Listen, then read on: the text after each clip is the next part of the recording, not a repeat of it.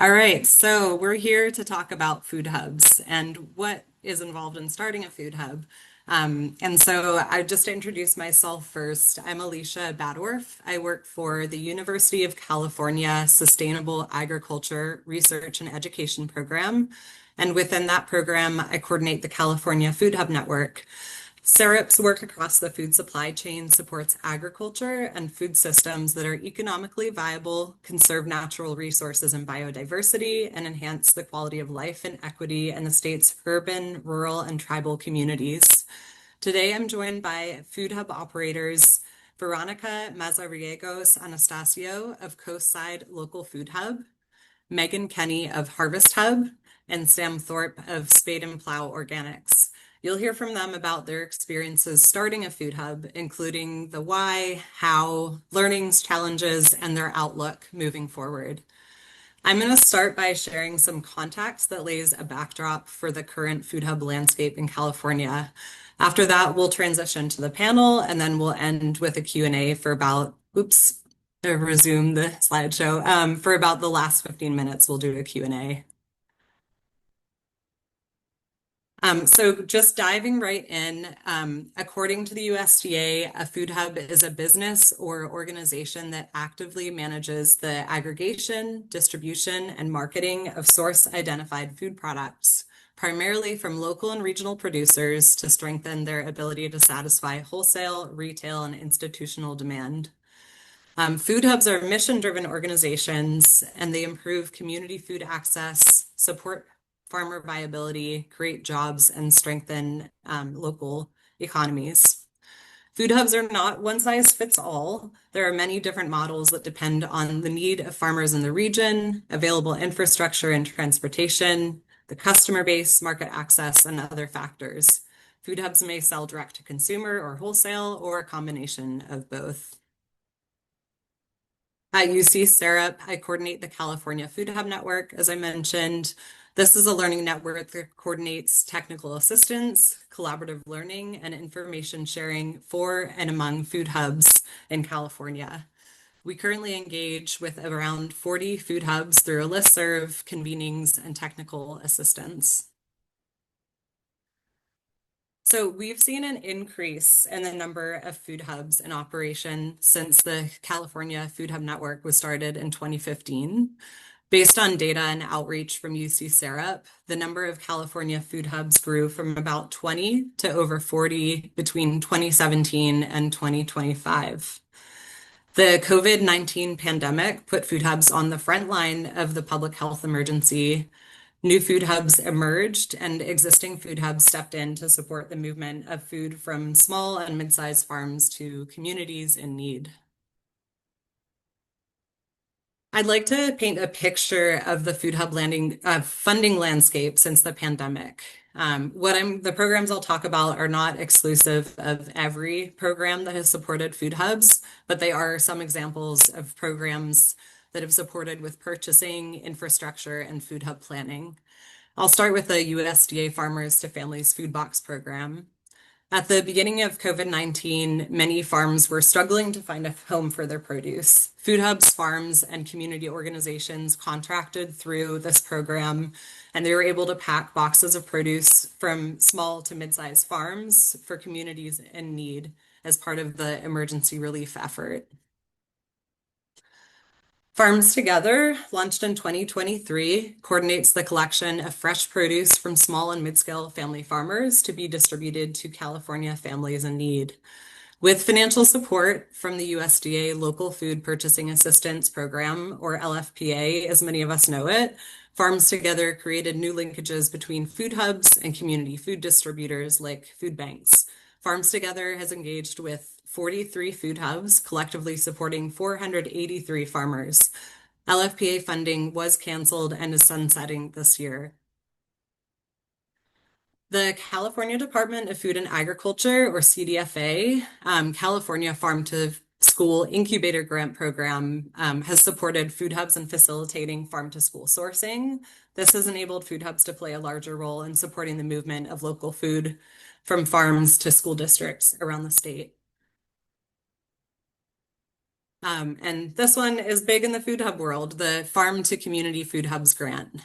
So this program received one-time funding of 13.75 million to award as competitive grants for organizations developing and expanding community food hubs in California. So 12 projects were awarded funding last year. About 1.2 million was awarded to five track one planning projects. 12.7 million was awarded to seven track two infrastructure and operations projects. There were 165 applications submitted, collectively requesting 11 times the available funds that were available, or available funds. This demonstrates the growing interest in food distribution models and the need for more investment in food hubs. These programs improve food hub access to institutions such as school districts and food banks and promote more equitable food distribution. The National Food Hub Survey is conducted regularly by the Michigan State University Center for Regional Food Systems. The results from the 2025 survey, which included responses from 100 food hubs across the country, showed increased sales to schools and food banks between 2021 and 2025 due to farm to institution incentive and technical assistance programs. The average percentage of sales to schools more than tripled and average to food banks nearly doubled. These programs, the USDA Farmers to Families Box Program, LFPA, Farm to School Incubator, and Farm to Community Food Hubs, have collectively provided support for existing food hubs and have created opportunities for the formation of new food hubs across California. From a structural level, they have provided a backbone for strengthening regional food systems and building resilient food supply chains across the state. I'm just going to take a sip of tea. I have a little cough. So, um, however, some of these funding programs are temporary or have been cut, requiring ongoing advocacy and champions from inside state and federal administrations to assure continued support. According to the 2025 National Food Hub Survey, more than half of food hubs surveyed reported being highly dependent on grant funding, the largest proportion reported in the 6 times the survey has been conducted. The 2025 survey report also highlighted that food hubs are operating at low margins and are facing economic pressures due to inflation, slowing growth post-pandemic, and the consolidation of mainstream distributors. So I'm not presenting this information to scare anyone. I want to share the current economic realities and financial landscape for food hubs so that we understand the big picture of what is involved when you're thinking about starting a food hub. I want to underline that food hubs do really important work. They provide infrastructure, market access, and sometimes even technical assistance to small farms and get high quality, delicious food to communities in need. So there's a lot to consider when you're starting a regional food hub. What is the reason for starting a food hub in your region? Is there demand from farmers, buyers, customers? Are there other food hubs that already exist in your region? What infrastructure do you anticipate you'll need? What services will you provide your farmers? How will your food hub be financially sustainable? Have you researched different forms of capital, grants, loans? And what is your plan for regulatory compliance? You'll hear from 3 food hub operators today about the experience of starting a food hub. We won't get into the weeds on all of these questions or details. Our hope is that you walk away with grounded examples of what it takes to start a food hub. So I want to say thank you so much for Veronica, Megan, and Sam for being here today and being willing to speak about your experience. I wanted to start by hearing a broad overview of your food hub, its location, when it was started, how it's structured, how many growers and producers you source from, and who you sell to. And I can repeat any of that if it's helpful. And Veronica, can you get us started with that question? Yeah, no, thank you so much, Alicia. I really appreciate the invitation to participate today. Right, so I'm with Coastside Local Food Hub. We're relatively new food hub in the space, definitely one of those additional 20 that have emerged in the last few years. We are located in Pescadero in San Mateo County. So we technically are Central Coast, but we are also one of the Bay Area counties, which is sort of the bigger market area where that we serve. We are actually, so we started off Brisa Ranch, so we're farmers first and foremost. And out of that experience, we created the hub to serve other farms in our region and neighboring areas. And so we work with. So I guess as far as structure, we are a LLC company that is also doing business as Cosi Loco Food Hub. Um, uh, Definitely, though, very much with the collaborative spirit of working with other farms. So right now we work with just under 20 farms on a given week. Our availability list will have anywhere between 10 to 20 farms represented. Um, and right, most of the producers we work with are fruits and vegetables. That's really the what we sell. And we sell directly into institutions such as schools and food banks, in part thanks to programs that you mentioned, restaurants, grocery stores, food service, including hospitality and corporate kitchens, and to distributors as well. Thank you. And I'll bounce it over to Megan. Go ahead, and if you could answer that same question, just a broad overview of Harvest Hub. Hello everyone. I'm the director of the Harvest Hub. We're located up in Humboldt County, California. We are under the umbrella of the North Coast Growers Association, which is a nonprofit up here. We operate farmers markets as well as the food hub and provide technical assistance and training to our farmers. Um, Most of our farmers up here are extremely small farmers. Our average farm size is around 7 acres, not necessarily including our ranches. All of our specialty crop farmers, though, are fairly small. Being a farmers market primarily organization, a lot of our farmers grow a lot of diversified crops at a small scale. So we really found that a food hub is a good fit because of that aggregation component from all of our smaller farms. And CGA serves about 150 farmers. The Harvest Hub sources our produce from about 50, well, produce and meat from about 50 different farms. We primarily work with schools, food banks, and tribes here locally. We've got a couple restaurants and food trucks also that we work with. And we operate we do all the typical things that a food hub does. We coordinate orders. We have a facility that has cold storage and delivery vehicles. We operate a CSA, which we started in 2020 as one of those pandemic response programs, which sort of grew into us starting the food hub. I guess we launched in 2023. I'm not sure if I said that about the Harvest Hub. But we also provide some other sort of services that aren't necessarily traditional food hub activities. We do bulk purchasing for our members. We're starting to aggregate deliveries for CSAs and also for grocery stores. So instead of all of the farmers needing to sell through us, we're sort of helping with some of those tangential things that we're already doing. Yeah. Well, thank you, Megan. And Sam, I'll pass it off to you to share a broad overview of Spade and Plow and also your role there. Yeah, Sam Thorpe with Spade and Plow Organics. I'm the owner and founder.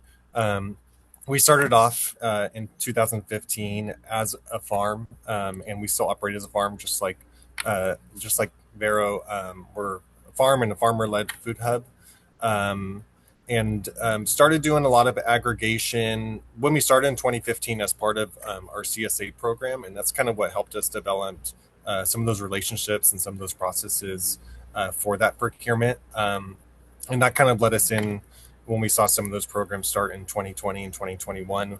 We started with the Farms to Family food program and then transitioned into the LFPA program and doing most of our food hub and aggregation sales through some of these grant programs. We're here in Gilroy in South Santa Clara County. So I think a really good like regional location for access to the greater Bay Area, but also proximity, like very close to growers here in South Santa Clara County, but also San Bernardino and Monterey County. So a pretty wide range of different types of growers as far as scale goes. Working with 15 total growers, but really like a kind of a core group of like 5 or 6 growers on a weekly basis.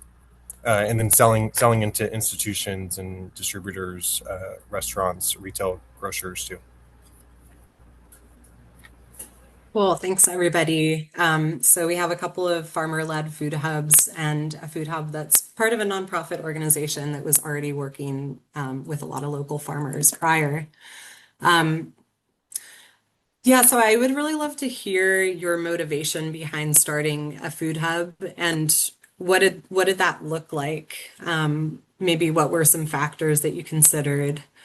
And Megan, I'll start with you. So, like you said, Harvest Hub is part of North Coast Growers Association. And so, could you talk a little bit about the role that North Coast Growers Association plays and how that led to the formation of the Food Hub? Um, yeah, take it away. Yeah, and CGA was formed in 1979. We started sort of alongside the first farmers market here in Humboldt County to help support the farmers, access some grant funding to pay a market manager. And we've just been providing that support to our farmers ever since, and building up, being able to accept food stamps and later EBT, sort of helping with the market match program and really providing those nutrition incentives for our community, and also to increase the income of our farmers. And where we're located in Humboldt County, we're about 3 hours away from the I-5. There's no really main distribution routes that come through here. Any trucks or anyone who's coming into the county have to go through, up and over these mountains and through these windy roads that go through the redwoods. So we're pretty isolated out here. And because of that, NCGA really sort of is like a backbone of support for a lot of our farmers. Because of these long-term relationships, we've grown our organization alongside our farmers. One of our farmers' children is now grown up and serving on our board. So it's really amazing. I feel like you can't really replace that, like those longstanding relationships. And so back in 2020, when, suddenly what happens if our farmers markets get shut down? We started our Harvest Box program, which is a multi-farm CSA. And that was the first time that NCGA, instead of just being a support entity and really connecting our farmers with market opportunities, we were the market opportunity. That was the first time we were actually purchasing food from our farmers. And that kind of opened up the possibilities of, what could this look like for NCGA to be the one to facilitate these relationships with our wholesale buyers. And I think because we had the trust of our farmers, they knew that we weren't just going to start this company that was going to ask them to lower their prices, produce more food, sort of all of these things that you hear about, these like industrial scale food systems that we're all sort of working in opposition to. So yeah, NCGA was really the perfect organization at the time to step up and create a food hub. We were experiencing a lot of supply chain disruptions, obviously because of COVID and what was happening nationally. But even outside of that, Humboldt County experiences a lot of supply chain disruptions just because of how isolated we are and how vulnerable our roads are. And really something that COVID highlighted for a lot of people is, hey, there weren't supply chain disruptions at the farmers markets. So how can we really take these like very strong, resilient local food systems and do it on a slightly larger scale? So that's what we were able to do. We got a local food promotion program grant back in 2020 where we were able to move into our facility and then open up in 2023. Thanks, Megan. And Vero, just I think because there's kind of a correlation between you two in terms of geography. You're in a different geography, but if you could speak to that a little bit and how that played into like the motivation to start the food hub. And yeah, if you want to talk about like other motivations or reasons or what that process was like.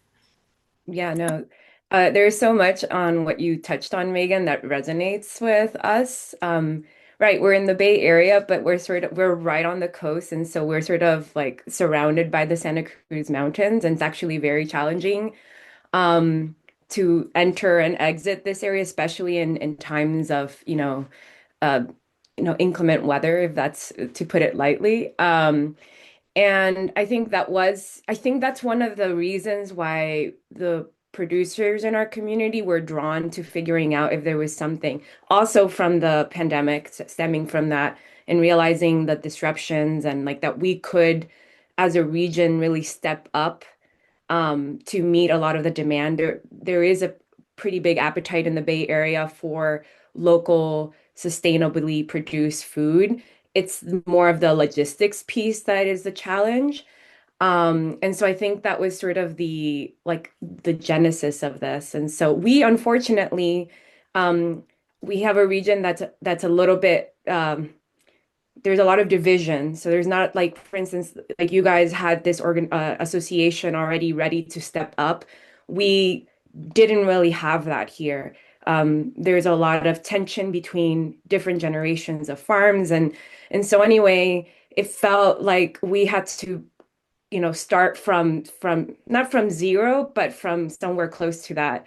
And so along with other organizations that are serving farmers in our area, we came up with the idea of creating a working group of farmers that were interested in exploring this question. Um, and so anyway, that's how we even got to the idea of a food hub. I know I had been exposed to that in my time in the East Coast and so forth, but it was something that really was just starting to get into the like the minds of the smaller farmers in this area. And the other thing is that we have a lot of land that's it's underutilized. And so a big thing for us is, hey, we can get back to, maybe not a different version of agriculture in a region, but we definitely could try to promote more agriculture, but the market piece needs to be there. So in many ways, the food hub is also an attempt at making of lowering the barriers to entry for farmers. For us, we've been operating for 8 years, so and we found it very difficult to get started. So that was another motivator. Um, and right, it's just to expand those market opportunities. So anyway, I think that's where we got to the point that we agreed that the food hub was a concept we wanted to explore, and then we got a USDA local food promotion planning grant for the food hub. And we're able to pilot with the LFPA program. So that's a little bit of how we got started.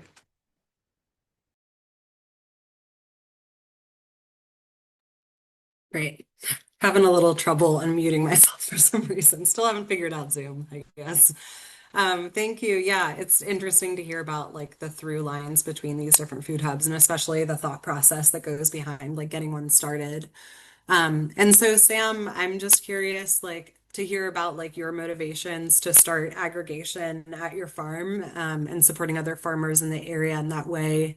Like, do you see any similarities with what Megan and Vero shared or like any differences? And just if you could speak to that experience of starting the food hub. Yeah, definitely. Definitely just trying to give our growers like a little bit more market access and a lot of small scale and kind of mid-sized growers. And there's in kind of our region in South Santa Clara County and San Benito County, there's a lot of options for, I think, for growers to sell their produce.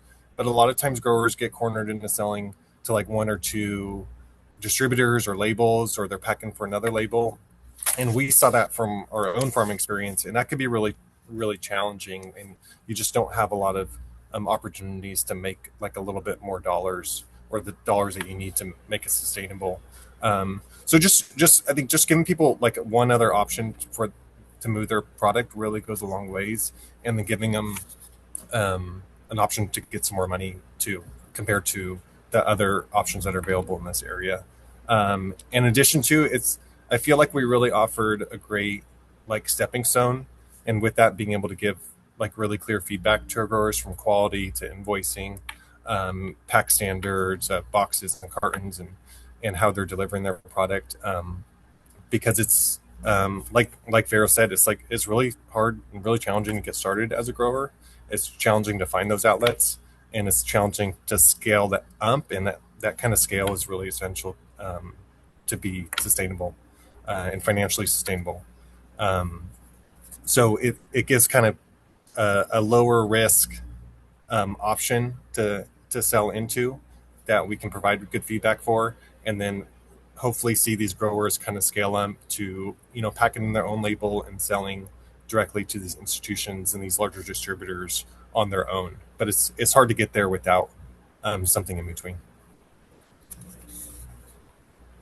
Yeah, yeah. Sam, were a lot of the farms that you work with, did they do like CSA or farmers market mainly, or were they already kind of like in the wholesale market before they started working with you? Yeah, a lot of like kind of small scale CSA and farmers markets, but also like kind of packing for other labels too, and that can be a good way to scale, but not necessarily a good way to like scale profitably. Yeah, I would love to give you an opportunity to speak to like what I'm seeing as a connection is kind of the work that you do beyond like moving produce from point A to point B. But that if you could talk about the role that Harvest Hub plays in providing technical assistance or adding like that extra sort of soft entry point for some smaller growers to the bigger market. Yeah, when we were first started talking about creating a food hub, we realized that there was we had done a lot of like surveying of our farmers. We had surveyed different local businesses and schools who would be potentially purchasing food, and we definitely realized that there was going to be more of a demand for food than what our farmers were currently growing at a wholesale capacity. So at the same time as we launched the Harvest Hub, we also launched our agricultural programs, which provide different sort of training opportunities for farmers, which has been really cool to see. So one sort of perennial workshop that we do every year is a scaling up for wholesale. That really helps walk farmers through what is expected when you do wholesale. Like what do you need to put on an invoice? What do your boxes need to look like? Where do you even get boxes from? How do you price out food? We had a farmer come and share her like enterprise budget of how she's actually like finding all of the inputs to get what she wants to charge at the market versus charging wholesale. So all of those opportunities have been really beneficial. I think especially that farmer to farmer learning piece, bringing in some farmers who were primary or who are exclusively just selling at a pretty small scale at farmers markets, but realized they wanted to grow more food, but they didn't necessarily know how to interact with these wholesale markets. Um, we also require all of our farmers to have food safety plans. Not all of our buyers require GAP certification, but we do want to have just like a standard of food safety practices that all of our farmers use.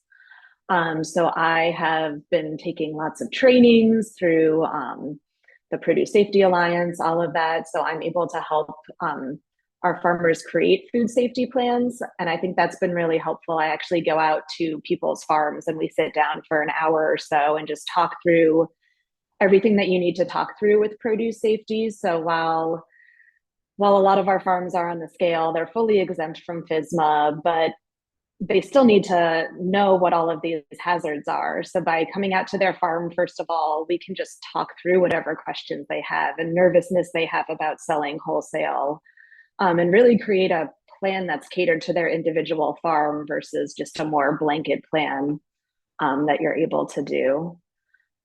Yeah.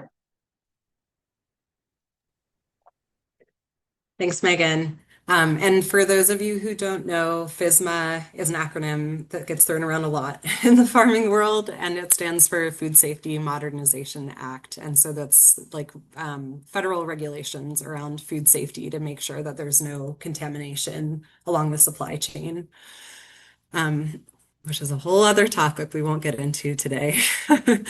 So yeah, Vero, if you could speak a little bit to maybe building off of what Megan said, if that makes sense. But I think also like you are a farmer, you're a grower primarily, and so how that impacts the food hub and like what, unique expertise or skills you bring to the food hub that make like facilitating those relationships with both the farmer and customer a little bit easier.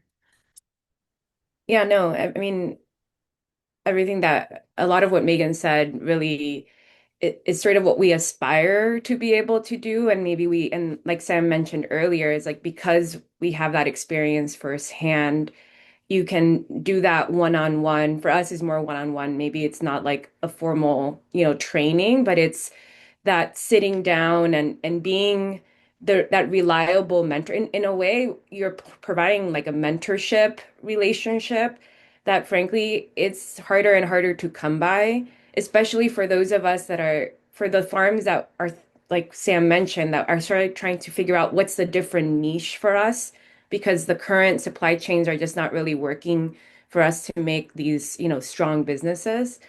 Um, and so, right, there is the mentorship on like how to be wholesale ready, because a lot of the some of the farms that are well seasoned farms, they are very seasoned in the direct to consumer marketing channels, but not so much in the wholesale. And in our area, because we're so isolated, we don't have the buyers, the other labels that we can sell into. It's actually much harder, so it's a pretty steep learning curve.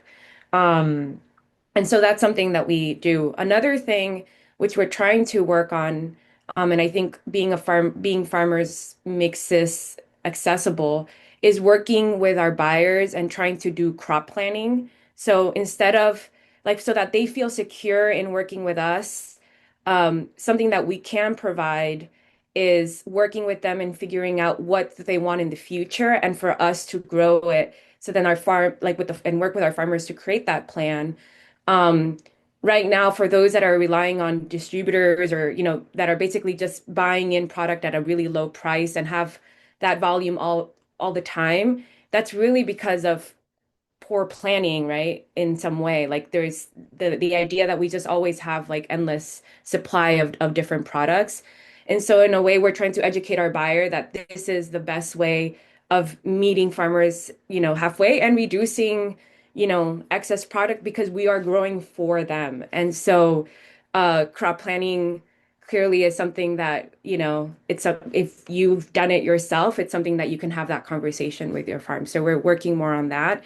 And then our team is fully bilingual, and about half of the farms that we work with are predominantly Spanish speaking. And so I think that's really important, because whether it's English or Spanish, what we are trying to do is build relationships with our farmers so that they feel like we can be a trusted source of markets and information for them, but also for our buyers, our customers, to trust the fact that we know the farms that we're working with. Like we really want to shift the paradigm that we have like these anonymous farms that we're sourcing from. And so I think I think that's pretty crucial for everything that I mentioned earlier, but also right for that customer assurance of the quality and the origin of the product. And Sam, I saw you nodding your head at one point, and I just wanted to see if there's something that was resonating with you that Yeah, you'd like to add. yeah, definitely what Vero said about, like around the kind of the mentorship aspect and the kind of the farmer to farmer relationship, I think is really key. There's been so much that comes up from the kind of purchasing sales relationship that leads to growing conversations as well too. So we have a lot of back and forth with our growers as far as asking like, oh, what kind of configuration are you planting your peas on, or what's your planting dates, and we're able to learn a lot from each other too. and learn a lot what other people are doing, and that's really valuable, and it's kind of valuable information that we can bring to our growers for sure.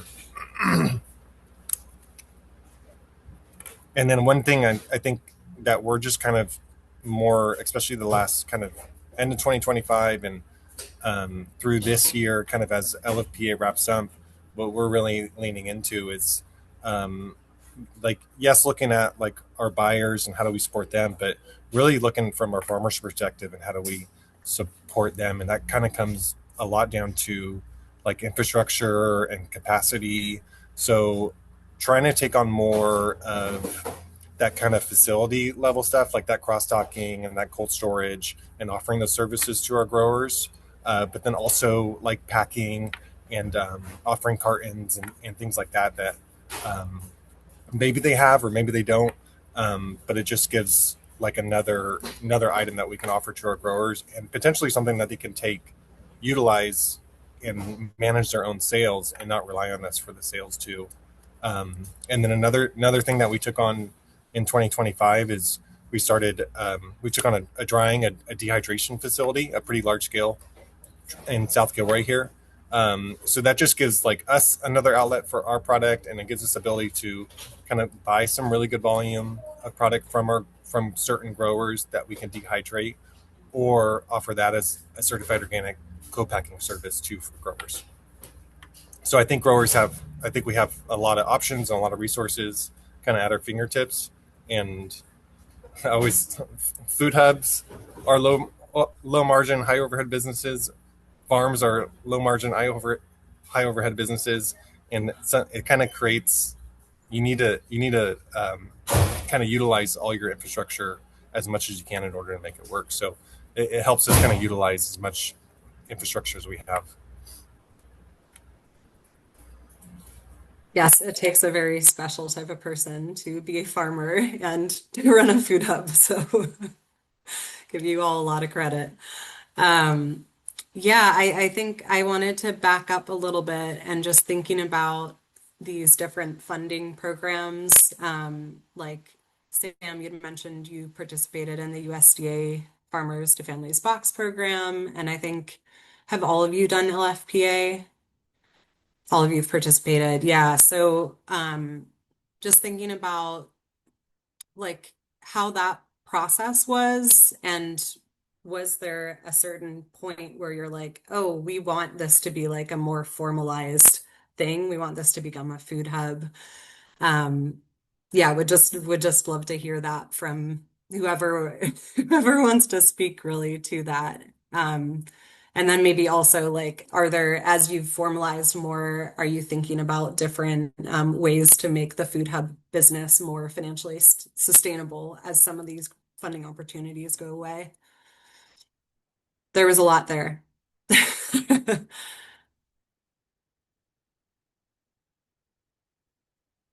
mean, I guess on the LFPA, it seems that yeah, we have all worked on that project. I mean, for me, it represented like a key insight in like an area where farms can be meeting the needs of communities that have food access challenges. Like for us, when we started farming, one of the reasons we decided not to do direct to consumer was because we were really interested in how can the product of farmers like us be really like can proliferate other ways that people eat food, right? We were thinking a lot about schools, we were thinking about grocery stores where, people buy food. And so the local food the LFPA program working with food banks really like was like, yes, this is a no-brainer. This is a great idea. And of course, um, there I think a lot of efforts right now to try to see if this can be made permanent funding. Um, so yeah, I don't know. I think in many ways I've heard from other food hubs, and it'd be interesting to hear um, from Sam and Megan, but like it brought like a whole other layer. If we already do this because we find purpose in this type of work, like that added a whole other layer of of making the work that we're doing feel very gratifying. And to hear the feedback from our bank partners was really reassuring. Um, so yeah, I guess I'll answer that part of the question. Yeah, and I think just the the week to week consistency was like so critical from a sustainability perspective, and it was just reliable, and we knew for our growers what was going to be available. And we did a couple different versions, and we did a kind of mix box program with LFPA, and then we also did a bulk program with LFPA, all through LFPA funding.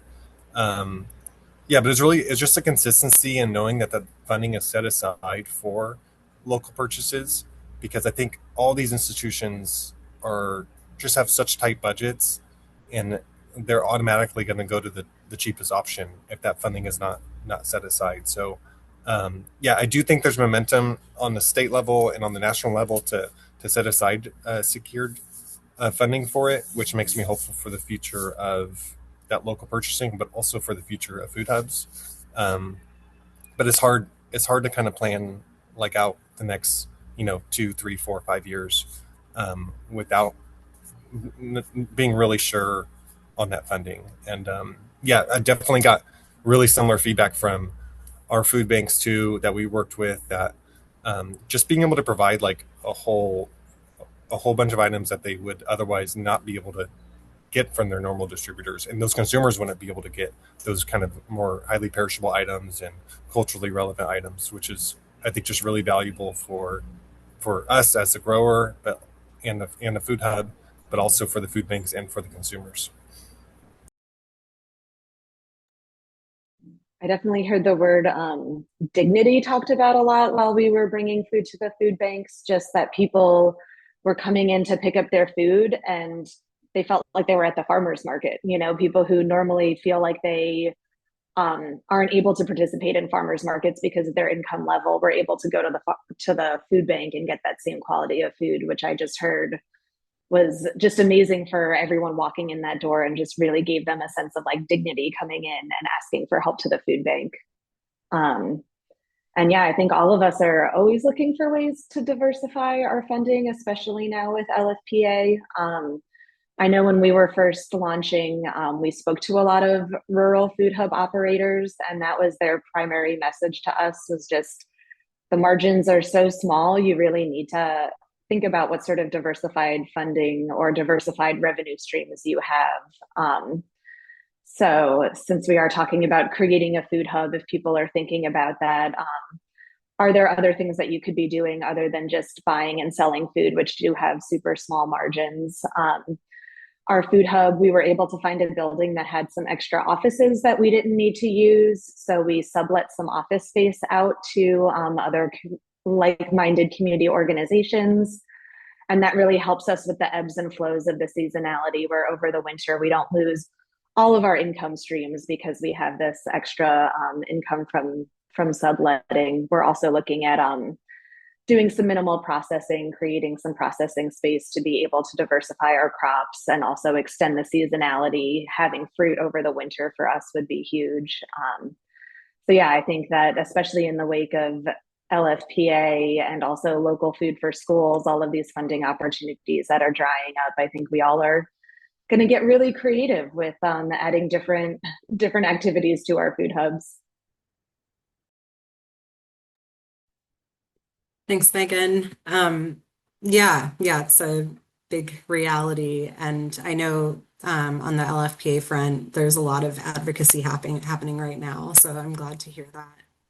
Um, so just kind of thinking then about you like starting the food hub and that whole process. I would love to hear if there's a key learning or something that has surprised you with this process, what advice you might give someone who's considering starting a food hub. And Vero, do you mind starting?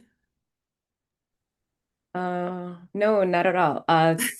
Yeah, as far as key learnings, I mean, I think the biggest thing for me is the patience piece. Like as I feel like the three of us here, this didn't happen overnight. Like there is a lot of work, whether it's as a farmer that's getting to know your fellow farming community, already having built those relationships with buyers, that takes a lot of time. Like that's the other, like I think people don't maybe from the outside it looks like, oh, you have the product and you have a buyer, interested buyer, and then that's it. It happens. No, it takes a while to foster those. And the more institutional, the longer it takes, like if it's a larger institution. Um, and I think right sizing the hub, and by that what I mean is that that was actually one of the biggest sort of challenges when we were even conceiving of what this would look like. We had folks in our community that were like, you need to buy a 53-acre warehouse and like start like a huge distribution thing. And then some of us, and I would put myself more on that camp, it's like, no, we kind of have to start small and gradually grow as we build those relationships. And I think that was something, based on what the current production is, to increase production, whether it's from your farmers in your immediate region and those that you're working with.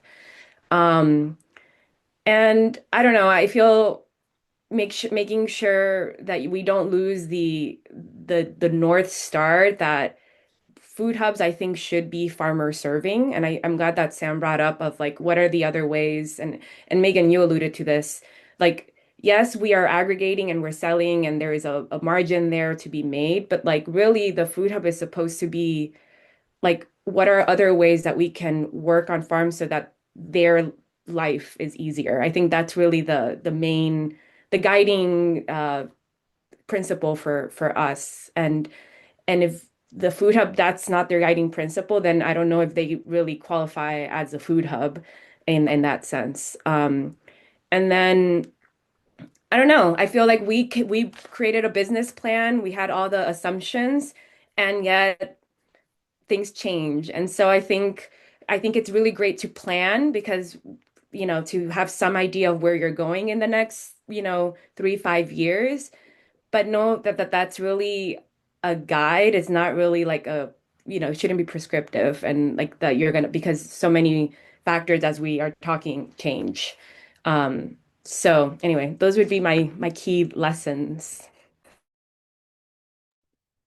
Thank you. And Sam, anything to share with the group? Any key learnings? Yeah, I think just I think knowing your market and your buyers and knowing their needs and where, because I think a lot of these institutions, they, and especially now more than ever, they have a lot of options for purchasing produce, and even for a lot of options for purchasing fresh local organic produce. um, so knowing like what are your growers or what are your region, what do they do different, or what can we do really well, and where can we be just competitive from a quality standpoint and a price standpoint, and just being really just clear with like what is a quality standard, what is the pricing that you're looking at before you go into it, and then just yeah, coordinating really closely with your growers, like what Vero mentioned earlier, like that crop planning aspect of it.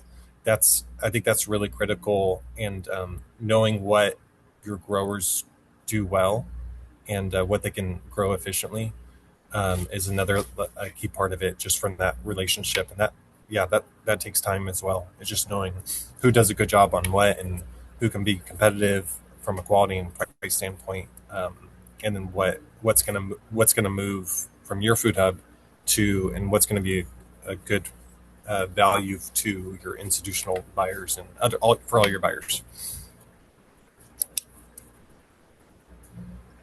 Megan, how about you?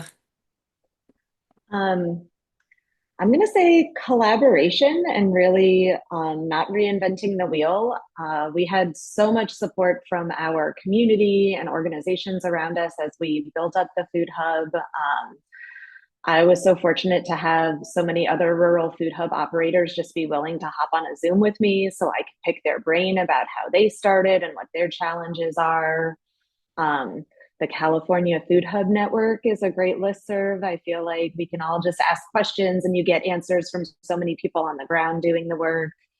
Um, I lean on CAF so much. I've got everyone on my speed dial and my email just asking different questions. So I feel like we're so lucky, especially in California and within our small farms realm, that we have so many organizations who are really aligned with our missions and our values so that we're willing to really share information and collaborate. And I feel like really that collaborative piece serves us so much better than looking at each other as competition. Um, a rising tide lifts all ships. I feel that's one of my favorite phrases. I just feel like, if all of us work together, like we can all make all of our farmers stronger. We can help make all of our food hubs stronger just by sharing that information and sharing our successes. Beautiful. Thanks, Megan. And I guess I'll end with one question and then we can head into the Q&A. But what is your outlook for your food hub? I know, Vero, you were saying it's kind of you can put a plan in place, but it's gonna change inevitably. But what are maybe your hopes and dreams and what do you see in the future? Um, well, I mean, I think generally the outlook is positive because, like, like I said earlier, I feel like the two groups that we're trying to serve, which are the farmers we're working with and our clients, our customers, we are hearing really good things from them. They like this is a positive experience for both. And are we still trying to figure out how exactly it's going to look? And it's an evolving thing, yes. But the fact that we have that sense, it means that we're in the right direction. So in that sense, it's very positive. And of course, the outlook is a bit uncertain, or there's some caution because of the economic conditions that we're in. So it's not just the funding, but it's just general broad economic conditions, uncertainty around things that's tariffs, all of that, which, believe it or not, all of that has an impact on what we're able to do. And so in that sense, it feels like we just kind of have to take it a step at a time. Um, but yeah, no, I think it's pretty positive. And I say that because even some of these institutions that right now don't have necessarily this federal funding or state funding, they're trying to find ways to continue working with us. And we have that, those buyers that continue coming back. So perhaps not at the pace that we maybe would hope, but in that sense, I feel like things look promising.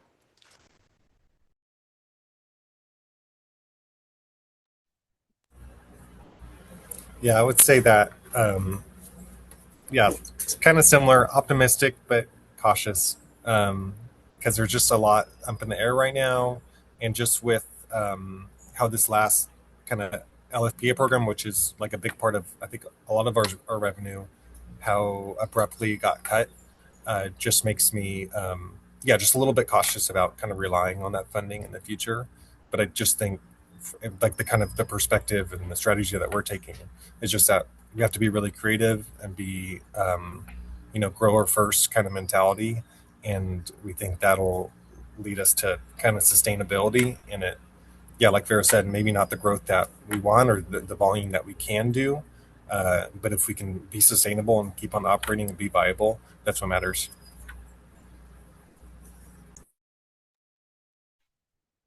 Yeah, absolutely. I think we are feeling hesitantly positive. I feel like food hubs, we just hear so much about the amazing impact that they have for our farmers and for the wholesale buyers who we work with, for the children who are eating this food.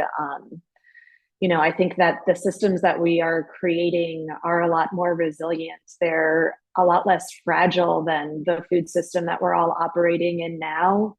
So while this funding piece is really uncertain and sort of the future of the entire country is a little uncertain right now, the work that we're doing is so impactful and you can really see that impact day to day. And I feel like our farmers and our customers really see that. So while a lot of things are changing, I think if we all just really stick to our North Star and, work together, I think that we will be supporting each other and we will be finding different ways to support this financially. Well, thank you so much to the three of you. It's just wonderful to hear in conversation what's happening and all of the connections between everyone and like alignment. Like the North Star seems to be the same for all of you. It's really great to hear. So I want to transition to Q&A. I see that there are some questions in the Q&A box in Zoom. And so I think I will just start at the top. And yeah, just go one by one. So this would be for you, Vero. How many initial farmers were at the root of Coastside Local Food Hub? Mm, at the so like at the very beginning. So right, there is the group of farmers that we were meeting to discuss the hub, and that was around 10 farmers and ranchers. Um, but then like when we actually started piloting, which was working, it was very much facilitated by the LFPA program, which is right, working with food banks, in our case, SF Marin Food Bank. We were probably a little bit over like around 13 maybe. And it didn't include everyone from the original group because like you probably heard I said farmers and ranchers, and right now we still haven't been able to incorporate meat products into what we do, although that is a hope. So there's still a group of producers in our area that we're constantly thinking about um, how to incorporate that into our, and we're working on that actively. Um, so yeah, around that's the amount.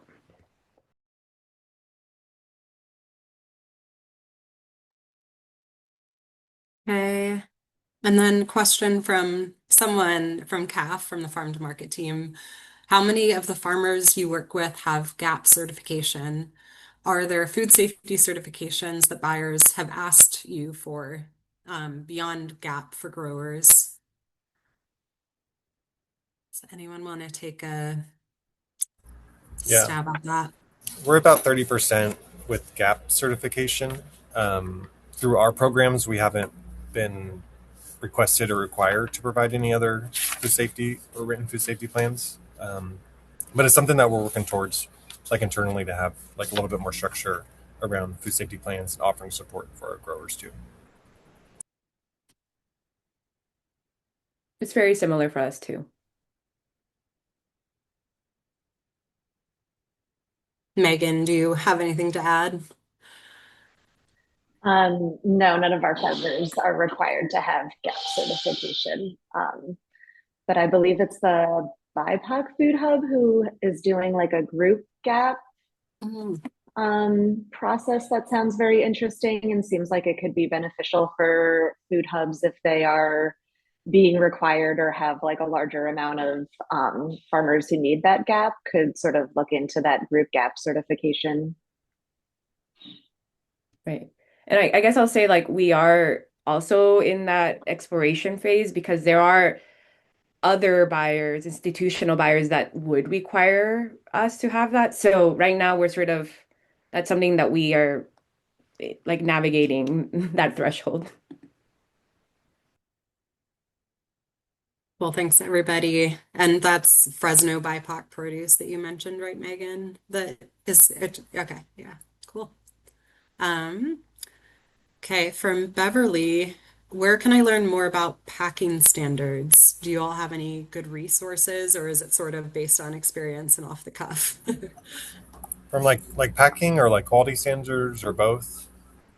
She says packing Okay, standards, so I I think just like looking, trying to get your hands on as many price lists as you can to see like what other people are packing as. And I think trying to be as standardized and in line with the market is really valuable there because I think it could be really confusing for buyers to, you know, have a different standard than what they typically see on the market, if that makes sense.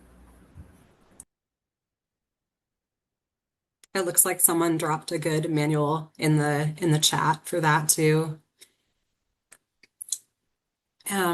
Next question is, I'm really interested in the software used to manage the logistics and any other aspects. What software would you use for food safety plans?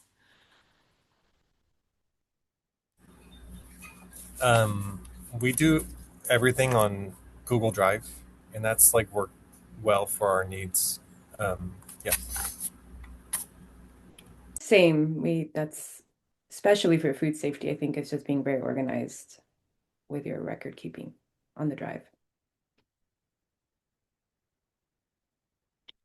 And actually, because we didn't touch on this, uh, do you all want to talk about briefly if you use any, I know like local food marketplace is a big platform for food hubs, but do you all use that or any other platforms for like sales, and yeah, the business more broadly?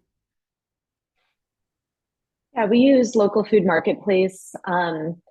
It's nice because I feel like a lot of food hubs use that. So as we're sort of talking to other food hubs in the region about ordering, we all are able to use the same language in terms of our periods and sub periods. And it's sort of a learning curve to get on. But I feel like once you are onboarded, it's easier for farmers and food hubs then to work across the different food hubs that way.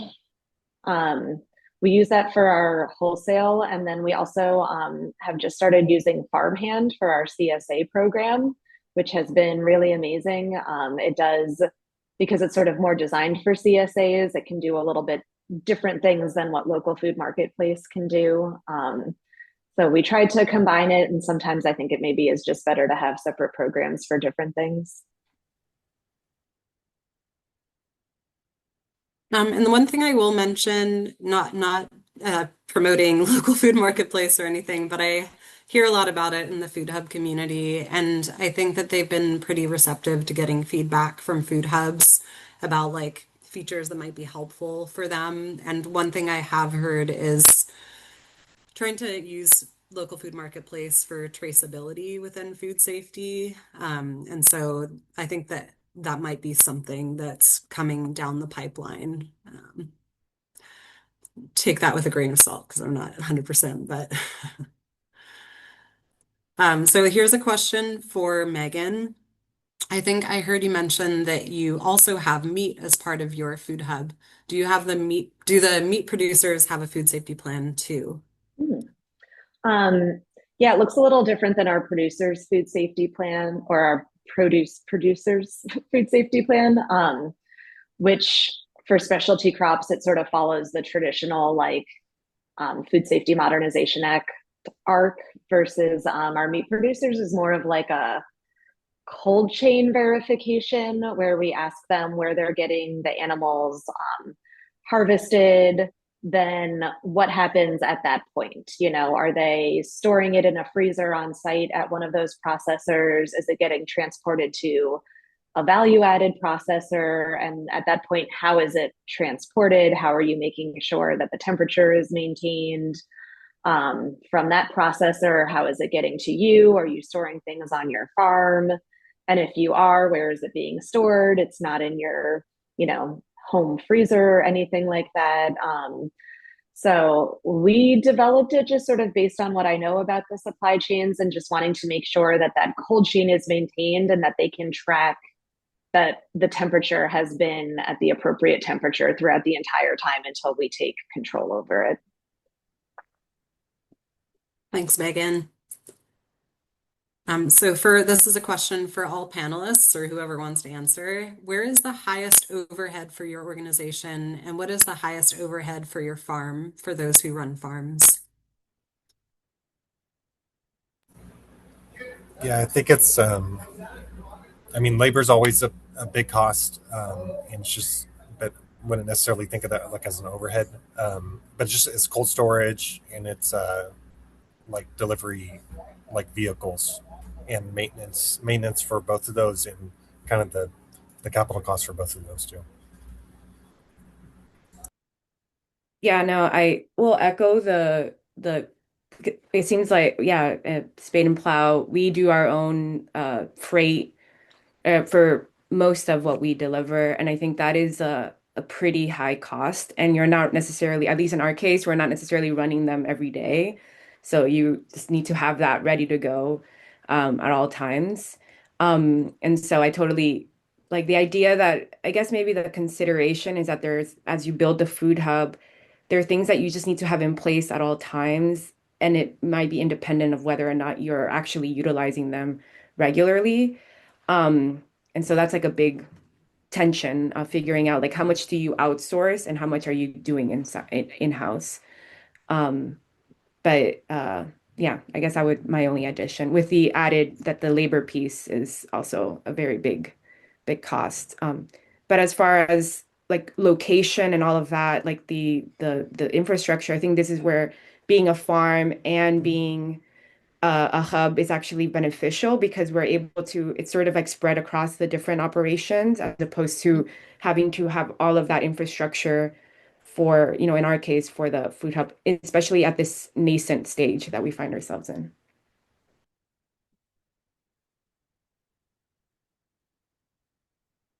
Okay, I'm going to move on to the next question from Amy. What can you tell us about micro hubs? I've read a little, but would like your opinions. Does anyone know about micro hubs? We might have to skip that one. I also am not sure if it's, yeah, like a tiny food hub or something. I don't know, maybe we're But considered a micro hub. I'm not sure what the definition. yeah, there's a pretty wide range. Okay, we'll skip that one for now. But Amy, if you want to put any clarifying details, feel free. Um, Yeah, okay, so this is for Vero. Can you speak about what initiated the working group that eventually led to the Food Hub? Where did the need for a working group come from, and how were the members recruited or gathered? Um, Right. So the idea of the working group came from the fact that we were hearing rumblings that people were interested in some collaborative approach to dealing with like the ag marketing challenges in our region. I mean, honestly, we were also starting to see each other at like the same site and we're like, why are we all like delivering to the same place? There has to be ways that we can. So anyway, that's where the idea came about. And thanks to working, we did partner basically a lot of some supporting organizations in our area, specifically Kitchen Table Advisors, Tomcat Educational Ranch, and the San Mateo County RCD, the Resource Conservation District. We're also very interested in exploring these questions. So with them, we applied for actually through UCANR, the UC SARUP small grant, and that made it possible for us to, I don't know, how give farmers a stipend to like be able to show up to these long meetings and it kind of gave it a formal structure. Whereas like before, I feel like when we were meeting or talking, nothing would get move along. So we felt like we just needed that. And we needed a space dedicated specifically to this question. And we did. We found it pretty useful for a year. We met several times and that kind of gave us the like, okay, here's the next step. And so the orgs and us that had been sort of leading that then moved on to apply for the planning grant that we ended up getting. So I think thanks to that grant, I felt like it made it like a serious thing, if you will. Thanks, Vero. Um, and so the next question from Cindy is, how much of an issue is uniformity in your product? If you're aggregating tomatoes from several growers for sale to a school district, is it an issue if your tomatoes aren't all alike? If it's an issue, how do you manage that? Um, yeah, for us, it hasn't been an issue because we tend to like work with certain growers on certain commodities, and that's kind of how we like to do it. Um, but as we grow, and I've seen with kind of larger labels, that definitely can become a really big issue because there is big differences in growers, especially if they're kind of starting your season without any feedback from the food hub. So that requires some like really like long term planning ahead with your growers too to make sure that everyone's on the same page. But and kind of enforcing like quality standards, that's something we try to be really consistent about, and it comes down to like bunch size and leaf length or whatever the spec is for that product. Yeah, we also haven't had issues with buyers complaining about, different sort of shapes and sizes of food. But what we have started to implement for that quality control, since we have our CSA, box is that when we have a new farmer who's just starting to sell through the program, instead of automatically putting them on local food marketplace and selling them through wholesale buyers, we'll order their products for a couple of weeks first for our CSA, which means that our staff and our volunteers are touching every single piece of food that is in those cases. And so that's a really good point for quality control. So then we can have those conversations with a farmer if it isn't up to the same standards, or if, maybe these were a little too small or a little too big. And let's really work over the next couple of weeks to make sure that when we do get you onto the wholesale site, that our buyers are going to be happy with what they get.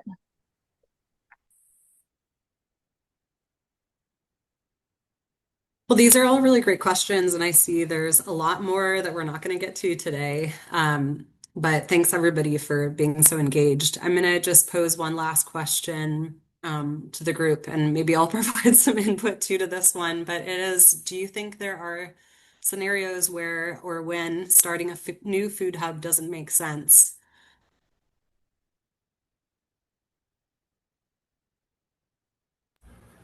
Yeah, I mean, I think Megan and Vera are both like really good examples of that because they are so regionally based and they're trying to provide that support for those regional growers. To have two food hubs in the area, I think wouldn't make a lot of sense either. So that's one thing that comes to mind.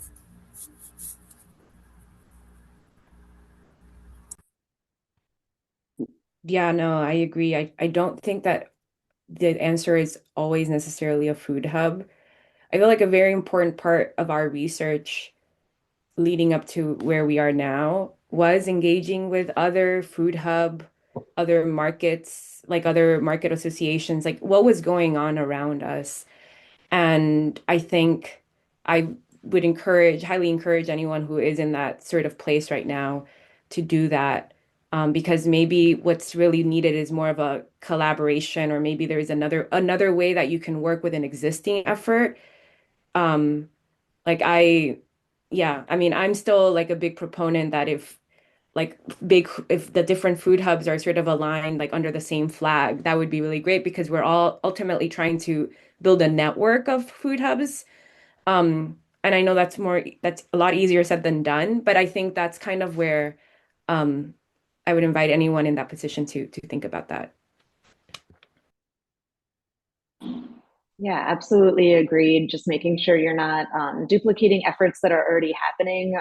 If you're creating a food hub in the same distribution range as another food hub, you're both going to be directly competing for farmers and dollars and resources, and it's not going to be useful for anyone. I also think, what is the problem that you're looking to solve for? Because sometimes I know there are some food hubs that started out really more just driving around and picking food up from farms and delivering them to a buyer because the farmers didn't have the right equipment to do that. I think that is food hubs can look all different ways. Maybe that is a food hub, but also like what is the primary challenge that you're facing, and do you need a whole full-blown food hub to do that, or is there another initial step that you can take to just fill this immediate gap, and then really, and then from there, what is the next step that you can take? Well, thank you all for your insight and yeah, thanks for taking the time to do this. It's been a really enlightening and interesting conversation for me to hear, and I hope everybody in the audience enjoyed it too. So I'll pass it along to Evan, I think, to close us out. Well, thank you all. I certainly learned a lot and really appreciate you coming out here and sharing your expertise and experience. And for those of you at home, I wish you good luck in continuing or perhaps starting your own food hubs. We certainly need a lot more of them, and we hope to see you at the rest of the California Small Farm Conference. We've still got a whole afternoon of workshops and, of course, our regional in-person gatherings over the next couple of days around California. So we will see you there. Thanks, everybody.